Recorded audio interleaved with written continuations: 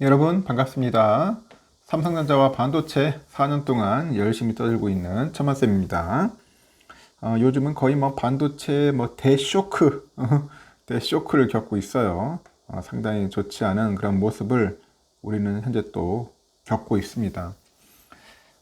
트럼프 총격 사건이 큰 역할을 했죠. 제가 총기 사건이라고 했는데, 하여튼 뭐 총기를 가지고 발생한 사건이니까 뭐 총격 사건. 하여튼 그 총격 사건으로 인해 가지고 트럼프가 갑자기 뜨게 됐어요. 뜨게 됐고 본인이 꼭 대통령이 된 것처럼 행동을 하죠. 행동을 하는데 과연 그게 얼마나 갈지는 한번 좀 더 지켜봅시다. 그런 이벤트, 뭐 사건이 발생을 해서 짧은 시간에는 그냥 급상승할 수 있겠죠. 인지도나 상승이 급상승할 수 있는데 또 시간이 지나다 보면은 또 깔아앉게 될 수도 있다는 거 참고하시기 바랍니다. 선거라는 게 그렇잖아요. 또 사람들 또 기억 속에서 잊혀지기 시작하면 그렇고 지금 바이든이 좀 상태가 안 좋습니다. 너무 고령이고 뭐 코로나까지 또 걸렸다네요. 참 가지가지 합니다. 우리 바이든. 가지가지해요. 차라리 그냥 부통령 해리스를 내린 게 오히려 나을 것 같아. 해리스가 나오는 게 훨씬 낫지 않을까 하는 생각이 드는데 지금 민주당 내에서도 반발이 심할 거예요. 빨리 사퇴하고 대선 주자 바꾸자.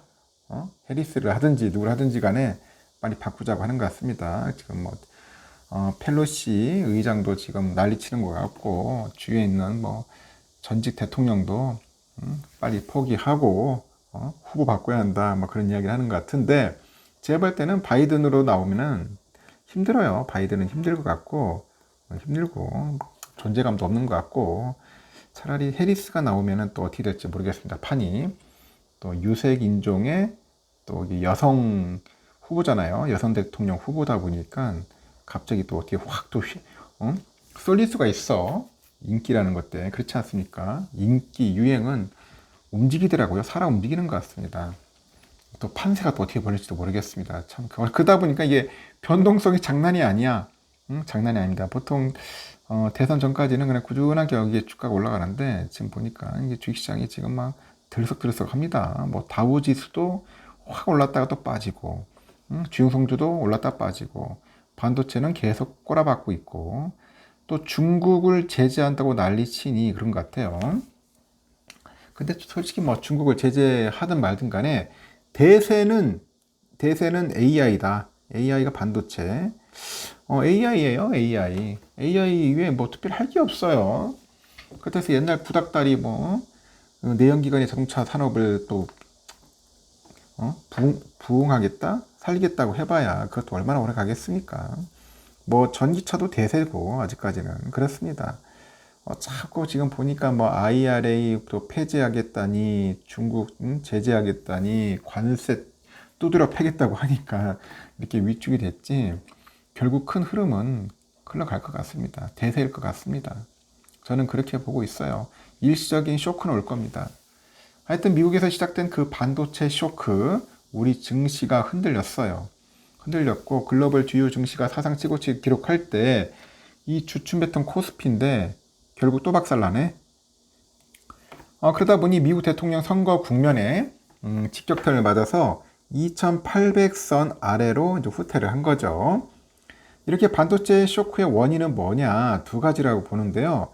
그 바이든은 사실상 중국을 겨냥해서 첨단 제품 수출 규제 확대를 좀 시사를 했고, 도널드 트럼프는 대만이 미국 반도체 산업의 거의 100%를 빼앗아갔다면서 노골적으로 압박을 합니다. 아예 대놓고 그래요. 대만을 아예 막 작살 내려고 하는지 노골적으로 협박을 합니다. 코스피 시가총에서 반도체 섹터 비중이 30%에 육박합니다. 우리 국내 증시에 가장 큰 영향을 주고 있는 이 필라델피아 반도체 지수가 6.86% 폭락을 했어요. 17일 날. 2020년 3월 코로나 팬데믹 쇼크 이후 가장 큰 낙폭입니다. 저도 이렇게까지 보진 못했는데, 야, 진짜 빠지긴 빠지는구나. 무슨 코로나도 아니고 바이러스도 없는데, 트럼프, 내가 좀 비속어 좀 세다. 저 인간이 입 때문에 어떻게 6.8%가 빠지냐고. 실적이 나쁜 것도 아닌데. 하여튼 그 영향 때문에 AI용 반도체 HBM 시장의 선두주자죠. 하이닉스가 직격탄 맞아버렸어. 17일 날 5.36% 빠졌죠. 18일 날 3.63% 빠졌죠. 19일 날 1.41% 빠졌죠. 3일 연타 맞았어요. 그러다 보니까 10.4%나 이제 밀린 거죠. 그러니까 하이닉스 주주들도 막 미칠 지경이죠. 시총이 17조 원 날라갔어요. 17조 원. 삼성전자도 마찬가지죠. 뭐 3.79% 빠졌는데 20조 원 가까이 시총이 삭제됐어. 삭제. 요즘 이게 돈 복사가 유행이 아니고 이 돈 삭제가 유행이네. 돈 삭제. 삭제가 됐다. 미칠 지경입니다. 그래서 코스피 반도체 투톱에서 사라진 시총이 37조 원이에요. 그런데 아직 현실화되지 않은 우려가 있어. 이 바로 18일 날 폐막한 중국 공산당 제20기 중앙위원회 제3차죠. 전체 회의인데 이게 삼중전회라고 합니다. 삼중전회. 이 삼중전회는 중국의 그 중장기 경제정책 방향을 결정하는 회의인데 이게 5년마다 열린답니다. 5년마다 열린다. 삼중전회. 5년마다 열린다. 이번에 삼중전회가 중요한 이유가 뭐냐? 건국 80년인 2029년까지 목표가 나오기 때문이겠죠. 이 중국은 중국식 현대화를 통해서 강대국의 자립을 위한 주요 개혁 완수를 제시합니다. 핵심은 뭐냐? 개혁과 발전이다. 개혁과 발전이라고 합니다. 지난 2018년 열린 삼중전회가 시진핑 주석의 3연임에 초점을 맞췄다면은 이번 삼중전회는 뭐냐? 다시 경제발전에 박차를 가하겠다고 선언했다. 이게 볼 수 있는데 이 3연임을 위한 제도적 기반과 명분 구축에 집중했던 2018년이 아닌 정상화다. 정상화라면서 규제 중심적이었던 그동안 정책에서 경기 활력을 높이는 방식으로 전환을 시사했다고 설명을 합니다. 주목할 만한 점은 최우선 임무인 고품질 발전인데요. 고품질. 과학기술 혁신과 공급 측면의 구조개혁을 통해서 생산성 향상을 의미합니다. 여러 세부 내용 중에 공급망 역량하고 안보 수준 제고가 눈에 띄네요. 그동안 중국은 반도체 산업의 내재화에 힘을 기울였어요. 그런 중국이 공급망 그 역량을 본격화할 계획이고 안보와 연계해서 말인데 그 기시감이 든다. 하여튼 바이든 정부와 그 정책과 유사해 보인다고 하죠. 미국은 그동안 수출 규제로 중국에 맞대응했고요. 그에 따라서 중국을 반도체 생산 기지로 활용하고 있는 삼성과 하이닉스는 고래 싸움에 아주 낀 새우야, 새우.